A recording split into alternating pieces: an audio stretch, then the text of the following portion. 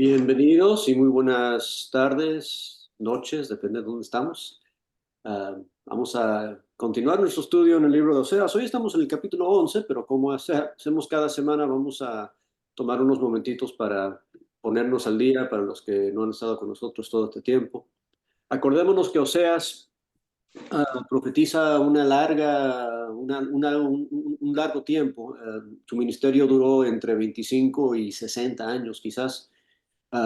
Y su ministerio, además de las prédicas, de los discursos que él él también se entregó al ministerio porque Dios le pidió que se casase con una prostituta. Y entonces la vida de Oseas también fue parte del mensaje para el pueblo.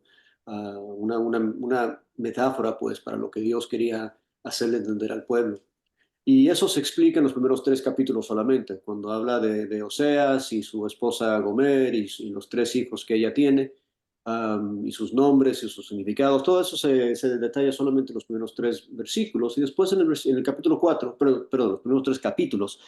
Y después en el capítulo 4 comienzan los discursos de Oseas y duran el resto del libro.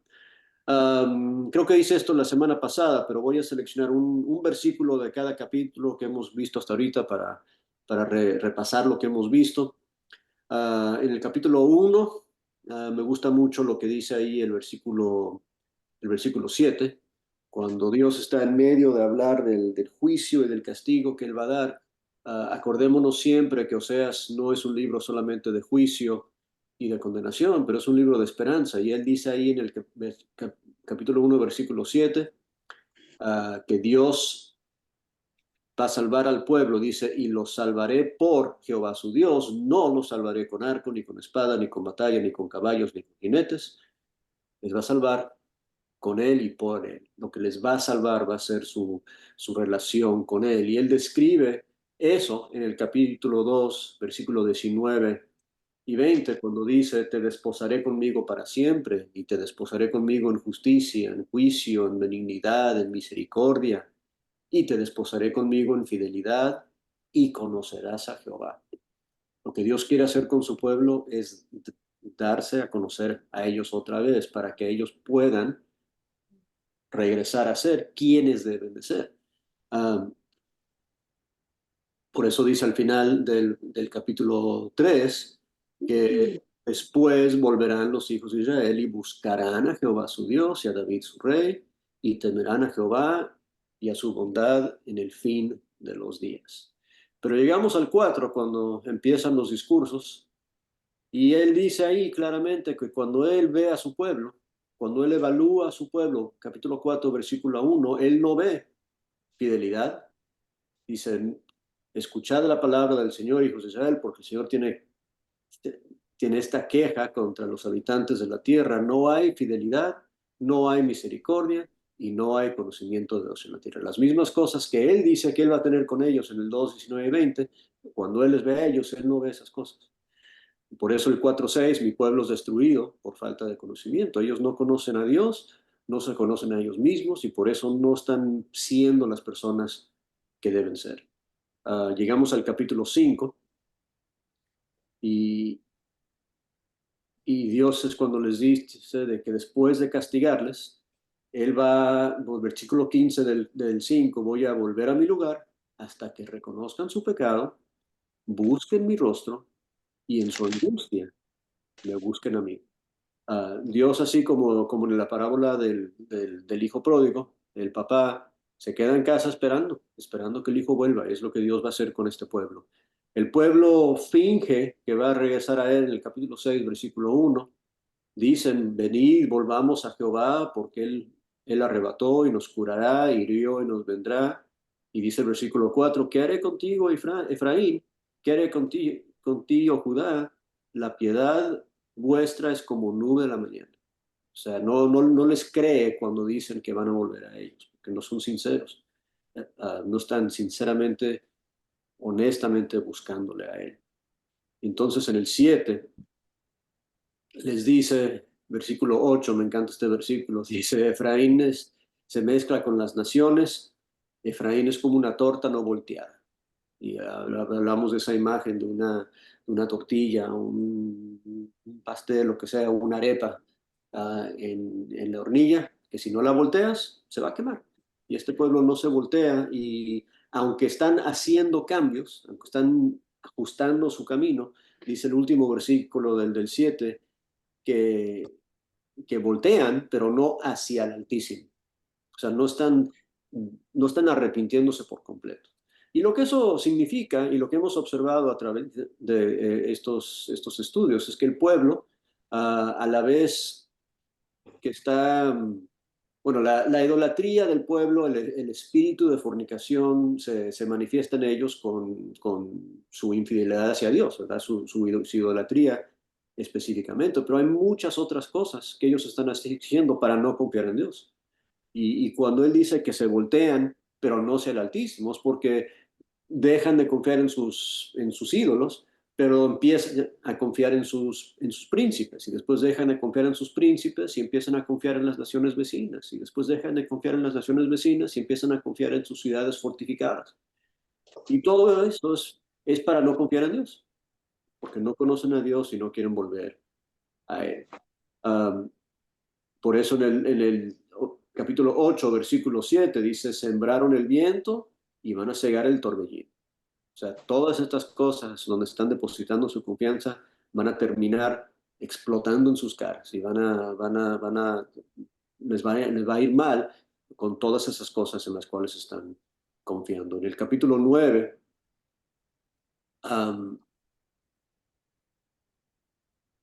les dice en el versículo 10 que cuando él inicialmente comenzó su relación con ellos como pueblo, dice, como uvas en el desierto, hallé a Israel, como la fruta temprana de la higuera, en el principio vi a vuestros padres. Pero inmediatamente ellos acudieron a Baal peor, se apartaron para vergüenza y se hicieron abominables para aquello que amaron. Él habla de que su relación ha estado deshaciéndose desde el principio. Ellos han empezado con sus fornicaciones, con sus infidelidades, desde que primero les llamó. Um, pero también cuando hablamos de las uvas en el desierto, hablamos de la diferencia entre una uva silvestre y una uva cultivada. No sé si se acuerdan que leímos Isaías capítulo 5, donde Dios dice, mira, yo tengo expectativas de mi pueblo. Yo quiero ver justicia, yo quiero ver fidelidad, yo quiero ver compasión, y lo que yo veo en ustedes es vileza y violencia y cosas malas. Y por eso él dice en el capítulo 10 que él va a tener que enseñarles otra vez cómo sembrar. Y en el capítulo 10, versículo 12, dice, sembrad para vosotros en justicia y segarán pues misericordia. Haced para vosotros barbecho, porque es el tiempo de buscar a Jehová, hasta que Él venga y os enseñe justicia. Otra vez la esperanza y el plan de Dios para enseñar a su pueblo y ayudarles a salir del problema en el cual están. Todo el castigo que él va a hacerles llegar, o sea, esto de llevarles en cautiverio por las naciones, por los asirios y los babilonios, todo eso es con el fin de que se den cuenta que no pueden estar confiando en esas cosas y por fin regresen y vuelvan a Él. Ese es todo el mensaje de Oseas. Él va a tener que a castigarles de esta forma con la intención de que ellos regresen a Él. Ok, entonces con eso en mente, como resumen, vamos a ir al capítulo 11. Y nuestro estudio va a ser el capítulo 11 del versículo 1 al 11 nada más. Vamos a dejar el versículo 12 para verlo con el capítulo 12. Entonces, si alguien quiere empezar leyendo, por favor, Oseas 11 del 1 al 11, por favor. Quien quiera abrir su micrófono. Puedo leer. Adelante. Okay. Cuando Israel, cuando Israel era muchacho, yo lo amé, y de Egipto llamé a mi hijo. Cuanto más yo los llamaba, tantos más se alejaban de mí. A los Baales sacrificaban y a los ídolos ofrecían sahumerios.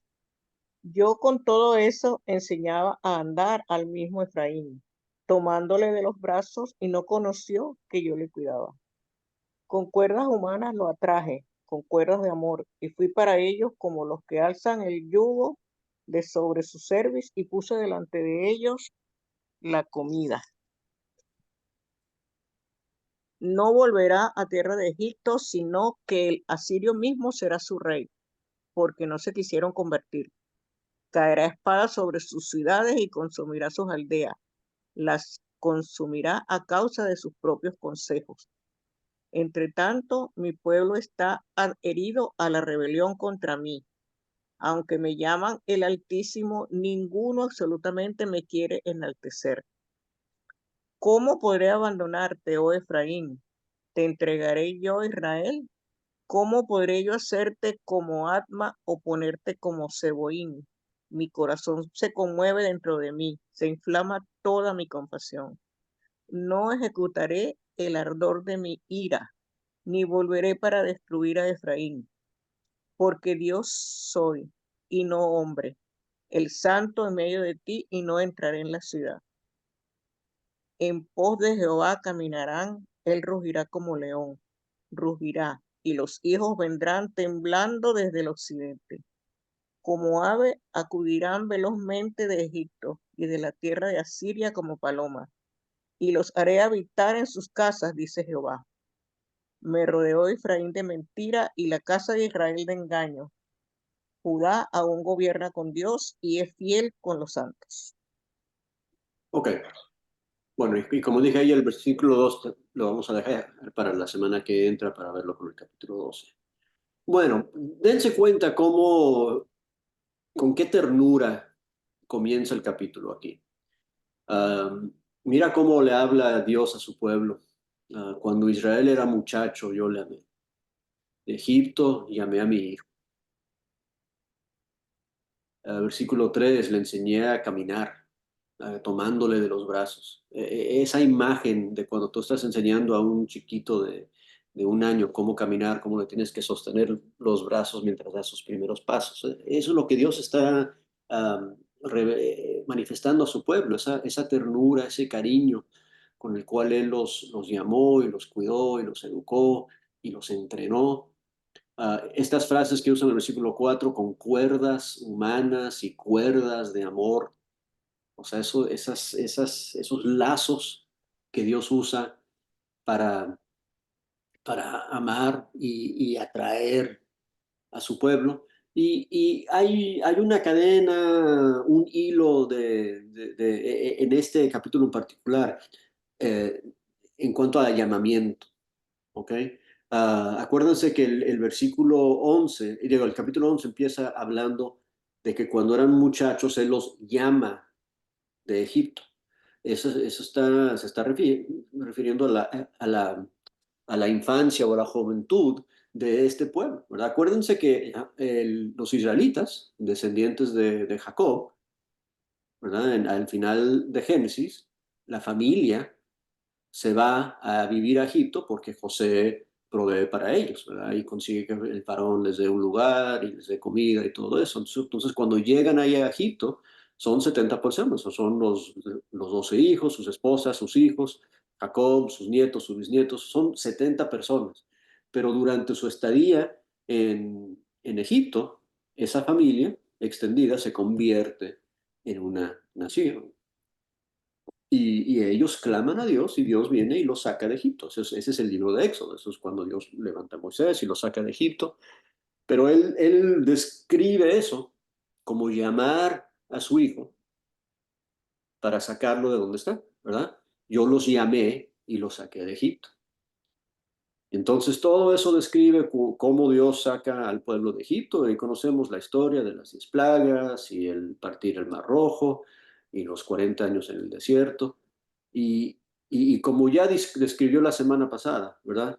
Cuando los hallé en el desierto eran como uvas inesperadas, y así como tan pronto salieron de Egipto y estaban en el camino al monte Sinaí, empezaron a quejarse, que no tenían comida, que no tenían agua, que les iba mejor en Egipto. Empezaron inmediatamente. Entonces el versículo 2 dice, cuando más yo los llamaba, tanto más se alejaban de mí. A los Baales sacrificaban y a los ídolos ofrecían sahumerios. Y si leemos con detenimiento Éxodo y Números, nos damos cuenta que durante sus tiempos en el desierto ya habían empezado con sus ídolos, ya habían empezado a adorar a otros dioses. Y es lo que Dios está diciendo, mientras más los llamaba y más hacía yo para ellos.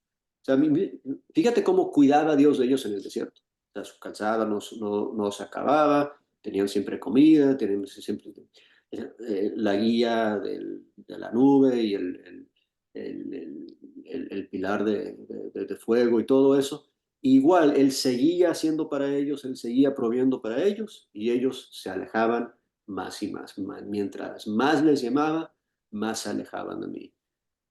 Y si has sido un niño pequeño, ¿verdad? Y todos hemos sido pequeños en nuestro tiempo, nos acordamos de cuando estábamos jugando afuera con los amigos y mamá nos llamaba para que vengamos a cenar y bañarnos y fingíamos como que no le oíamos, ¿verdad? Porque no queríamos parar de hacer lo que estábamos haciendo.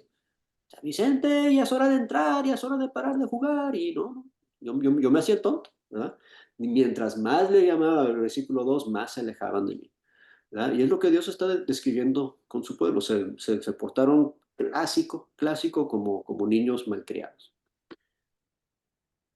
Aún así, versículo 3 les enseñé a caminar, les enseñé a andar, los tomé de las manos con estas cuerdas de amor y cuerdas humanas. Traté de educar y atraer a mi pueblo. Pero dice, fui para ellos como quien alza el yugo sobre sus quijadas, me incliné y les di de comer, hasta se agacha para alimentarles. O sea, todo lo que Dios está haciendo. Pero lo está haciendo y no está teniendo el resultado que él espera. Y esa es la parte triste de esto. Tan bonito que es Dios con sus hijitos, tan bonito que es Dios con su pueblo. Um, El pueblo no está reaccionando. Entonces dice versículos 5 y 6, dice, no volverá a tierra de Egipto, sino que el asirio mismo será su rey, porque no se quisieron convertir. Que más claro no puede ser. O sea, este castigo va a venir, van a regresar a cautiverio en otro lugar. O sea, no va a ser Egipto, va a ser otro lugar, va a ser en Asiria. Pero la razón es porque rehúsan convertirse, no quieren cambiar. No quieren cambiar de corazón, no quieren arrepentirse. Y lo hemos visto con diferentes palabras en cada capítulo hasta ahorita. No se quisieron convertir. Caerá entonces, versículo 6, espada sobre sus ciudades, consumirá sus aldeas, las consumirá a causa de sus propios consejos. Y eso otra vez nos recuerda la razón que está pasando todo eso. Uh, esa frase que se repite en el capítulo 4 y 5, el espíritu de fornicación, se manifiesta en eso, en que no buscan el consejo de Dios. Cuando quieren tomar una decisión, la última cosa que se les ocurre hacer es preguntarle a Dios, es consultar a su palabra, preguntarle al profeta, orar a Dios, es la última cosa que se les ocurre. Primero pues, hablan con su estatua, con su ídolo, después hablan con los príncipes, después hablan con los vecinos, después hablan con el sol y con la luna y con el viento y quién sabe qué. O sea, no toman consejo de Dios y todo eso es a causa de sus propios consejos. Es la razón que les está pasando esto. Entonces, entre tanto, dice, mi pueblo está adherido, está pegado a rebelión contra mí.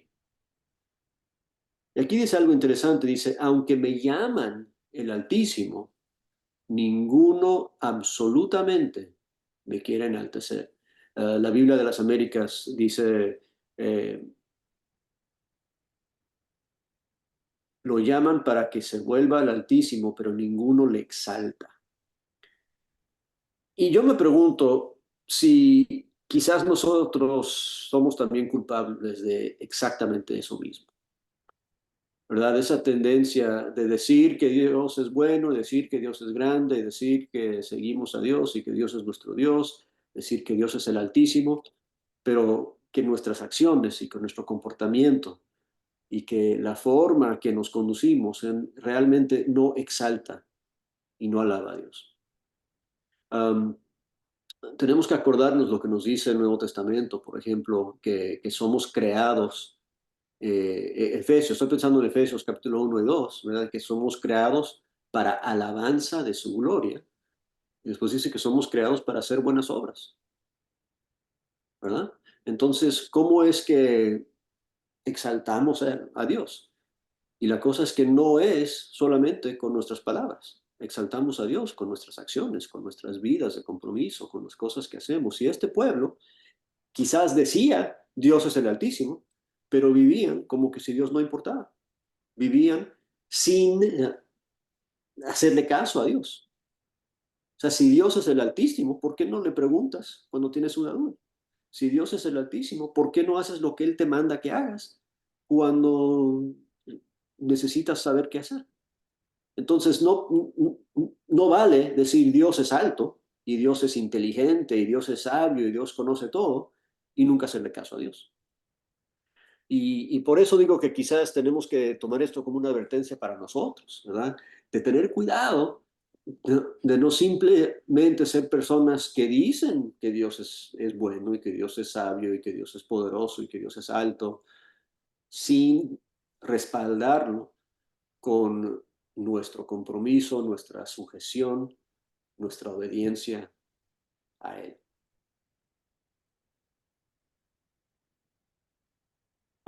Eso nos trae hasta el versículo 7. Vamos a pausar ahí y hablar dejar que ustedes comenten o pregunten cualquier cosa que observaron o les llamaron la atención, pero solo hasta el versículo 7.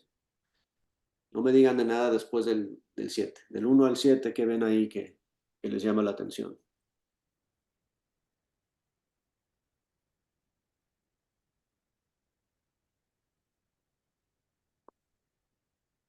No sean tímidos. Hermanita Eugenia, adelante. Hola, buenas noches. Usted la otra vez dijo que teníamos, o sea, que nos dio la sugerencia que leyéramos Deuteronomio y Levítico. Bueno, yo lo hice, ¿ya? Y me parece increíble cuál es el amor de Dios por nuestras vidas, porque Dios nos está dando cada vez oportunidad tras oportunidad. Ahora, como dice usted, nosotros tenemos que ser sabios para tomar esas bendiciones y hacerlas propias. ¿Y cómo las hacemos propias? Teniendo una vida y una conducta de acuerdo a lo que Él nos pide que tengamos. Y así Dios se va a gozar con nuestras vidas. Y ese es el propósito de cada vez más estudiar y profundizar en las escrituras, porque es como cuando un niño se saca buena nota en el colegio y los papás te felicitan. Es como una cosa así, porque Dios se agrada de que nosotros estemos escudriñando, porque eso nos pide, que nos preparemos para estar a cuentas con Él. Entonces, es increíble cómo Dios dispone todo. También dice que, en otra parte dice que Dios inclina su oído para nuestras oraciones. O sea, si Dios se agachaba para darles comida a los israelitas en el desierto, y si Dios se inclina su oído para escuchar nuestras oraciones, significa que Dios nunca ha cambiado de actitud y de amor hacia nosotros, hacia la humanidad. Entonces, lo único que tenemos que hacer es amarlo con nuestras vidas y con nuestro actuar. Precisamente, con nuestras vidas, con nuestras acciones, no solamente con nuestros labios. Y sí, la recomendación, la lectura asignada ha sido Levítico 26 y Deuteronomio 28 al 32, porque ahí es donde hablan de bendiciones y maldiciones. Ahí es donde se plantea el contrato. Pues Dios dice, mira, yo necesito que ustedes hagan esto para que yo pueda ser su Dios y ustedes puedan ser mi pueblo. Y si no lo hacen, entonces va a ser todo lo contrario. Y el lenguaje de esos pasajes es el lenguaje que utiliza Oseas vez tras vez en sus discursos. ¿Alguien más antes de continuar con el 8 en adelante? ¿Alguien más? ¿Algún otro comentario del 1 al 7? Me llama la atención, Vicente, la manera en cómo Dios muestra su amor, ¿verdad? Que en el versículo 1 es, Él llama a Israel, pero no porque Israel sea digno de su llamamiento, sino la motivación es el amor. Y luego vemos que entre más Dios los buscaba, ellos más se rebelaban. Pero en el verso 3 me llama la atención, bueno, el verso 4 cuando dice que los atrajo a él, pero no fue como un papá ya airado y molesto y jalándolos como la figura que está poniendo un papá enseñándole a su hijo a mantenerse firme sobre sus pies, pero que no lo jala para forzarlo a que se acerque a él, sino sigue mostrándolo con amor, ¿verdad? O sea, la motivación que tiene para acercarlos a él siempre es el amor. No, como otra vez, nos vuelve a decir que nos quedamos muy cortos cuando suponemos que ya hicimos mucho por el amor que nos tiene. Siempre su amor es más grande. Sí, sí, sí. Y eso es, o sea, es bonito cómo Dios habla del llamamiento y de atraer a su pueblo y las intenciones que Él tiene en todo eso. O sea, nunca es para obligar al pueblo, nunca es para forzar al pueblo a hacer algo en contra de su deseo, su voluntad. Es para ofrecerles lo mejor, ¿verdad? Y como mencioné al principio, hay un hilo en este capítulo con la palabra llamar o el concepto de llamar. Dios cuando llama, llama para bendecir, llama para atraer, para poder demostrar su amor. Pero no sé si se dieron cuenta, el pueblo en el versículo 7 también está llamando. Ellos están llamando al Altísimo, pero como que le llaman para que no venga, le llaman para que no se acerque, le llaman para mantenerlo lejos, ¿verdad? No tienen la misma intención y el mismo deseo cuando ellos llaman al Altísimo. Ellos dicen, sí, Dios, está bien, quédate allá, no nos molestes, no interfieras en nuestras vidas, déjanos hacer nuestras porquerías aquí, no te acerques mucho.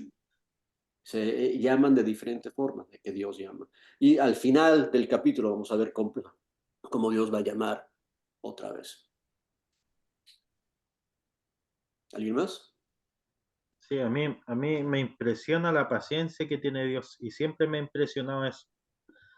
Nosotros desde que estudiamos del Génesis hasta el Apocalipsis, Dios siempre nos está diciendo, con, con todo lo que Él nos ama, nos muestra su paciencia constantemente.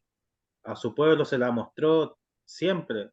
Los perdonaba una y otra vez, una y otra vez, una y otra vez. Y eso lo vemos tanto en Oseas como en toda su palabra. O sea, es inagotable su paciencia. Pero no por eso podemos abusar de él. Y eso es lo que está haciendo aquí Israel, lo que Eso, puede. eso. Una cosa más, Vicente. Y- Bueno, discúlpame, estoy pensando.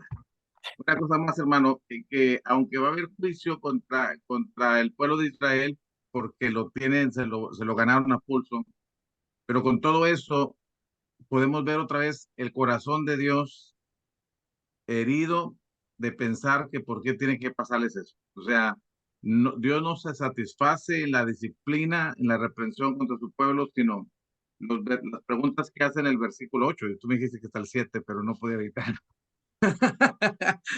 Las preguntas que hace de frustración, de quiero ayudar, pero no te dejas, o sea, ¿qué puedo hacer? Y y pensaba en eso, hermano, pensaba en cuando pensamos en el juicio final y en destinos eternos y decimos cómo un Dios puede hacer eso, pero no hemos podido ver el corazón de Dios que es herido porque eso tiene que pasar, cuando no tendría por qué. O sea, es lo que estoy pensando. Todo ese tiempo, claro. O sea, él sabe lo que tiene que hacer y no lo quiere hacer. Y así igual, como un papá que no quiere castigar a su hijo, pero lo tiene que hacer para que salga bien, para que no lo eche a perder. ¿Alguien más? Es una buena transición los comentarios de Sergio y de Paco para llegar al versículo 8. Antes de tocar el 8, acompáñenme un momentito a Deuteronomio, ya que estamos hablando del amor de un padre hacia el hijo y un hijo malcriado que se está portando mal. Quiero que observemos algo que nos dice en el capítulo 21 de Deuteronomio, que esas fueron las instrucciones de Dios al pueblo cuando había un hijo rebelde. ¿Sí? Este es el consejo de Dios. Esto es lo que había que hacer con un hijo rebelde. Versículo 18 al 21 de Deuteronomio 21 dice, si alguno tuviera un hijo contumaz y rebelde, que no obedeciere la voz de su padre ni a la voz de su madre, habiéndolo castigado y no les obedeciere, entonces lo tomarán su padre y su madre, lo sacarán ante los ancianos de la ciudad, a la puerta del lugar donde viva, y dirán a los ancianos de la ciudad, nuestro hijo es contumaz y rebelde, no obedece a nuestra voz, es glotón y borracho, y entonces todos los hombres de la ciudad lo apedrearán y morirá, y así quitarás el mal de en medio de ti, y todo Israel oirá y temerá. O sea, la ley, cuando había un hijo rebelde, era pena de muerte. ¿Ok? Entonces, si pensamos en eso, y yo me imagino, o sea, yo no sé, pero yo no he leído una sola historia en el Antiguo Testamento cuando hicieron eso, ¿verdad? Yo me imagino que es muy difícil llegar a ese punto para un papá y una mamá con su hijo, pero aún así, sí, Dios quiso decirles, eso es lo que deberían de hacer. Y entonces llegamos al versículo 8 de Oseas 11. ¿Ya? Y Dios sabe lo que Él tiene que hacer con este hijo rebelde que Él tiene. Ya es momento de destruirlo. Ya les ha dicho, el ejército ya está listo para venir. Y dice el versículo 8, ¿cómo podré abandonarte, oh Efraín? ¿Cómo te puedo entregar, oh Israel?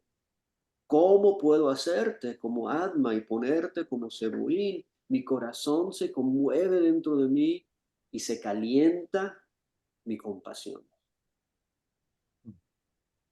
Entonces mira a Dios que sabe lo que debe hacer, sabe lo que tiene que hacer, sabe lo que Él mismo dijo que se tenía que hacer con los hijos rebeldes. Él dice, yo no puedo hacer. ¿Cómo lo puedo hacer? Y cuando habla de Adma y Zeboim, eso es interesante. ¿Saben qué es Adma y Zeboim?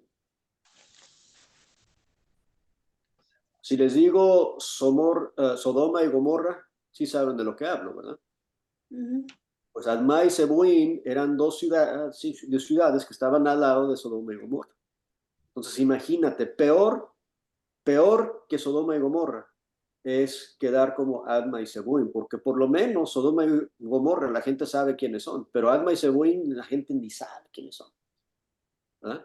Son ciudades que estaban al lado de Sodoma y Gomorra y fueron destruidas junto con Sodoma y Gomorra, porque se portaron igual que ellos, pero la historia ni se acuerda de ellos. Entonces lo que Dios les está diciendo, ¿cómo te puedo poner como ciudades que en la mente de gente ni existieron? O sea, totalmente destruidos. En Deuteronomio 29 podemos tocar en eso un poquito. Dice Deuteronomio 29, 23, azufre y sal abrazada a toda su tierra, no será sembrada, ni producirá, ni crecerá en la hierba alguna como sucede en la destrucción de Sodoma y Gomorra, de Adma y de Zeboim, las cuales Jehová destruyó en su furor y en su ira. Está hablando de esas ciudades. Que al mismo tiempo que fueron destruidas las unas, fueron destruidas las otras. Pero el resto de ese párrafo es interesante en Deuteronomio. Dice el versículo 24, estos de Deuteronomio 29, dice, más aún, todas las naciones dirán, ¿por qué hizo esto Jehová a esta tierra? ¿Qué significa el ardor de esta gran ira? Y responderán, por cuanto dejaron el pacto de Jehová, el Dios de sus padres, que él concertó con ellos cuando los sacó de la tierra de Egipto. Y fueron y sirvieron a dioses ajenos y se inclinaron a ellos, dioses que no conocían y que ninguna cosa les habían dado. Por tanto, se encendió la ira de Jehová contra esta tierra para traer sobre ella todas las maldiciones escritas en este libro. Y Jehová los desarraigó de su tierra con ira, con furor y con grande indignación, y los arrojó a otra tierra, como hoy se ve. Él está prediciendo lo que va a tener que hacer cuando hacen lo que van a hacer. O sea, y eso se está viviendo para ellos en Oseas, ¿no? ¿Por qué les voy a poner como Admá y Zeboim? Es porque no me dejan otra opción. Pero regresando a Oseas 8, yo no lo quiero hacer. Yo no lo quiero hacer. Mi corazón se conmueve. Ahí la palabra para conmover, el cambio de corazón, interesantemente, es la misma palabra que habla en el capítulo 7, cuando habla de que Efraín es como una torta que no se voltea. Es voltear el corazón. Dice Dios, mi corazón sí se está volteando. El corazón de ustedes no se voltea. Ustedes no saben cómo arrepentirse, pero yo sí. Yo sí cambio de parecer. Yo sé lo que tengo que hacer. Yo sé lo que he decidido hacer y estoy cambiando. Estoy dejando de hacer lo que iba a hacer por amor a ustedes. Y de por sí, quería leer este comentario que se me pasó leerle, que escribió Yelenia, para lo que estamos hablando en el capítulo 11, versículo 4. Dice, la disciplina de Dios a veces implica orientación y a veces alimentación. Algunas veces la cuerda es tensa, otras veces es floja, siempre es amorosa y su objetivo es siempre el bienestar de los que aman. Es exactamente lo que Dios está expresando aquí, ¿verdad? Él ha querido educarles, entrenarles, traerles por buen camino, pero por las buenas, atrayéndoles, educándoles y amándoles. Y ahora que es momento de ponerse difícil con ellos, es difícil para Dios hacer, ¿verdad? Versículo 9 dice, no ejecutaré el ardor de mi ira, ni volveré para destruir a Efraín. Y mira la razón que él da. Dice, porque soy Dios y no soy hombre. El santo en medio de ti. Ahora fíjate lo que Dios está diciendo. O sea, yo soy Dios y eso significa que yo puedo controlar mis acciones. Yo puedo controlar mi ira y mi enojo. Dios es el ser que nos enseña cómo acoplar, cómo reconciliar ira con justicia, misericordia con justicia. O sea, una de las cosas más interesantes en este estudio de Oseas para mí es ver eso, es ver cómo Dios puede ser totalmente indignado y correcto en su ira y en su enojo, y al mismo tiempo ser amoroso y tranquilo y paciente, sin defraudar ninguna de esas partes de su carácter, ¿verdad? Para nosotros es más complicado, ¿verdad? A veces, si yo quiero ser Duro. permisivo, ¿verdad? Tengo que ser mentiroso y tengo que ignorar cosas que no debo de ignorar. Y a veces si quiero ser duro y enojón, se me pasa y soy más violento o más gritón o más severo de lo que debo ser. Pero Dios nunca es. Dios sabe exactamente cómo medir sus acciones y reacciones, sabe cuándo y cuándo no dar o no dar, o castigar o no castigar. Es perfecto. Es porque Él es Dios y no somos. Y qué lástima, qué lástima que este pueblo con quien Él está hablando no entiende esa distinción. Regresando al 4, 1 y 6, mi pueblo es destruido porque no me conoce. La diferencia entre tú y yo es que yo soy Dios y tú eres un hombre. Yo no soy como tú. Es como cuando Jesús habla en Juan 8 y dice, yo soy de arriba y ustedes son de abajo.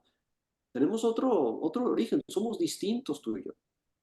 Y Dios le está diciendo esto a ese pueblo, ustedes y yo somos distintos, aunque yo los creí en mi imagen y ustedes deberían ser como yo soy. No lo son. ¿Por qué? Porque no me conoce. Y otra vez, lo hizo el capítulo anterior, lo hace en el capítulo 4, ustedes son como las cosas que ustedes aman, ustedes son como las cosas que ustedes adoran, ustedes son como vacas, ustedes son como novillas, ustedes son como becerros, ustedes no son como yo. Yo no soy un hombre, yo soy Dios. Yo soy santo en medio de ti, yo soy diferente, yo no soy igual que ustedes. Y por eso es que me voy a poder portar de esta forma, motivado por mi amor y por mi justicia al mismo tiempo, por mi misericordia y mi rectitud al mismo tiempo. Versículo 10, entonces, ya para ir concluyendo, dice, en pos de Jehová caminarán, él rugirá como león, rugirá y los hijos vendrán temblando desde el occidente. Y eso es cuando les dije que continúa el hilo de llamar, ¿verdad? Ahora, comparemos el 10 con el 1, ¿verdad? Cuando era un chiquillo en Egipto, les llamé. Y ahí el llamamiento suena bonito. Vicente, ya es hora de venir, ven a comer, ¿verdad? Pero el versículo 10 ya es un grito, ya es como un león rugiendo. Y es cuando ya mamá perdió su paciencia y me llamó 20 veces y no le hice caso. Y dijo, vente ahorita a bañar, si no entra, hasta que cuenta 10 te voy a dar una paliza. Es un llamamiento igual, pero es un llamamiento ahora como un león rugiente. Y ahora, cuando me escuchan, van a venir, pero temblando. Van a venir temblando desde el occidente. Les voy a llamar otra vez. O sea, todavía quiero que estemos juntos. Todavía necesito la comunión con mi pueblo. Todavía quiero que estemos juntos y les voy a seguir llamando. Pero no les voy a llamar bonito la próxima vez. Les voy a llamar como un león rugiendo. Y vendrán temblando desde el occidente. Como ave acudirán velozmente de Egipto y de la tierra de Asiria como paloma. Pero cuando por fin respondan, aunque vengan porque les grité, ¿qué voy a hacer? Mira la última parte del 11. Los hablaré, los haré. Ajá, los haré habitar en sus casas, dice Jehová. O sea, yo les voy a sacar de sus casas, pero les voy a poner ahí otra vez. Les voy a restaurar. O sea, la promesa es, les voy a sacar de aquí, acordemos lo que dijo el capítulo 2, ¿verdad? Les voy a dejar totalmente desnudos y pobres. Les voy a quitar todo para que dejen de confiar en sus ídolos, para que dejen de confiar en los príncipes, para que dejen de confiar en las naciones, para que dejen de confiar en ellos mismos y se den cuenta que es su Dios quien les bendice. Y cuando los traigo otra vez, cuando restauro la relación, cuando me desposo con ellos, 2:19, entonces voy a regresarles todo. Lo que dice en el capítulo 2 es, en el desierto les voy a dar todo lo que necesito. Les voy a alimentar de nuevo y voy a tratarles otra vez como les traté al principio. Les voy a regresar a sus casas. No sé si se acuerdan del el capítulo 8 que hablaba, el capítulo 9 hablaba de que estaban en la tierra de Jehová y la casa de Jehová y todo lo que ellos viven como que si es de ellos. Les recuerda en el 9, eso es mío, dice Dios. Eso pertenece a Jehová, no pertenece a ustedes. El pueblo de Israel estaba muy confiado en que ellos tenían su herencia y depende de la tribu en que vivías y el terreno que era tuyo. Dios les dice, no, ese es mi pueblo, es mi casa, es mi terreno, es mi tierra. Y yo los voy a sacar de aquí. Bajo mi techo obedeces mis reglas, dice Dios. ¿Ah? Y los saca, y los va a sacar. Y después, aquí está diciendo, pero les voy a traer otra vez y les voy a dar sus casas. Van a vivir en sus casas. Les voy a dar sus casas otra vez para que puedan otra vez vivir en ellas, tranquilos y cómodos.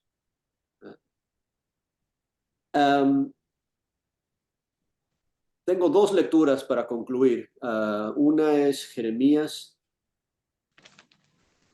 32.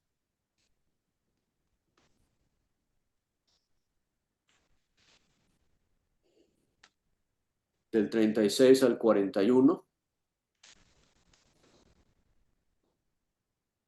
Es un mensaje muy parecido a lo que leímos ahorita, al final del capítulo 11 de Oseas. Dice, y con todo, ahora así dice Jehová, Dios de Israel, a esta ciudad, de la cual decís vosotros, entregada será en mano del rey de Babilonia, a espada, a hambre y a pestilencia. Aquí está hablando con Judá de lo que va a pasar con ellos, pero es igualito lo que va a pasar con Israel, con los asirios. He aquí que yo los reuniré de todas las tierras a las cuales los eché con mi furor y con mi enojo e indignación grande, y los haré volver a este lugar y los haré habitar seguramente. Y me serán por pueblo, y yo les seré a ellos por Dios. Y les daré un corazón y un camino para que me teman perpetuamente, para que tengan bien ellos y sus hijos después de ellos. Y haré con ellos pacto eterno, y no me volveré atrás de hacerles bien, y pondré mi temor en el corazón de ellos para que no se aparten de mí. Y me alegraré con ellos, haciéndoles bien, y los plantaré en esta tierra en verdad, de todo mi corazón y de toda mi alma. Mira nada más, ¿verdad? Lo que él, las intenciones que él tiene. Y cómo va a combinar amor y temor en la forma que los llama, en la forma que los motiva, ¿verdad? En lo que está en el corazón y en la alma del Padre. Que es lo que está escribiendo. Deuteronomio 4, y aquí ya para concluir. O sea, Jeremías es contemporáneo con Oseas, Deuteronomio es mucho antes, obviamente. Deuteronomio es cuando eran niños todavía, y ahí Dios ya les estaba diciendo y advirtiendo. Deuteronomio 4, del 27 al 31, dice, y Jehová os esparcirá entre los pueblos. Ya les está diciendo, por el mal camino que van a tomar, eso es lo que va a pasar. Os esparcirá entre los pueblos y quedaréis pocos en número entre las naciones a las cuales os llevará Jehová, y serviréis ahí a dioses hechos de manos de hombres, de madera, de piedra, que no ven, ni oyen, ni comen, ni huelen. Mas si desde ahí buscares a Jehová tu Dios, eso es cuando Dios les llama, ¿verdad? Si ahí buscares a Jehová tu Dios, lo hallarás. Si lo buscares de todo corazón y de toda tu alma. Cuando estuvieres en angustia y te alcanzaren todas estas cosas, si en los posteriores días te volvieres a Jehová tu Dios y oyeres su voz, porque Dios misericordioso es, Jehová tu Dios. No te dejará, ni te destruirá, ni se olvidará del pacto que les juró a tus padres. ¿Okay? Yo les voy a llevar en cautiverio, se lo van a merecer. Eso es lo que tiene que pasar, pero si desde ahí me escuchan y me buscan, yo les voy a traer otra vez, yo les voy a restaurar, les voy a hacer vivir otra vez en sus casas. Lo que tienes que hacer es lo que Dios dice al final del 5, ¿verdad? Buscar su rostro en su angustia, reconocer su pecado y volver a él. Les dice desde antes que llegan a la tierra prometida, les está diciendo eso. Cuando les castiguen, porque sé que les voy a tener que castigar, es cuando tienen que buscar. Y cuando se dan cuenta que sus dioses de madera que no ven, ni oyen, ni comen, ni huelen, no les pueden ayudar, llámenme a mí y yo les ayudaré. No les voy a dejar, no les voy a destruir, no voy a olvidar mi pacto con ustedes. Dios es fiel. Dios manifiesta siempre ese perfecto equilibrio entre su justicia y su misericordia. Eso es el capítulo 11. Y como comenté, el último versículo del 11 lo vamos a ver con el pensamiento del capítulo 12. Bueno, tenemos 3 minutos. Si alguien más tiene alguna ¿Alguna pregunta, comentario antes de la oración final?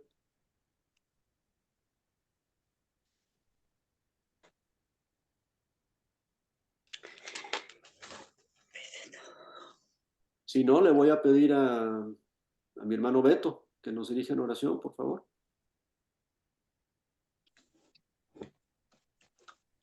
Oremos. Padre, te damos gracias por este tiempo juntos, Señor. Por juntarnos, por una vez más revelarte ante nosotros y expresar tu voluntad, Señor. Y aunque a veces encontramos historias y pasajes que suenan fuertes, Señor, al final encontramos que siempre es mayor la expresión de tu misericordia, la expresión de tu amor, y que siempre estás interesado en restaurarnos. Permítenos, Padre, vivir en esa realidad. Permítenos estar pendientes de ese aspecto de tu carácter que es el más importante, Señor. Ayúdanos a vivir en armonía con todas esas verdades, Señor. Y en medio también de todo esto, danos un ferviente deseo, una sed permanente de buscar, de, de anhelarte, Señor, y de encontrar en ti no solamente aprendizaje, sino también el auxilio, el, la ayuda y el socorro que tanto necesitamos. Bendice a este pueblo, Padre, que siempre se reúne para estudiar, y sigue bendiciendo a Vicente, Padre, para que nos siga estudiando. Te lo rogamos en el nombre de Jesús. Amén. Amén. Muchas gracias a cada uno de ustedes Gracias, mucho Vicente. con su presencia y sus comentarios.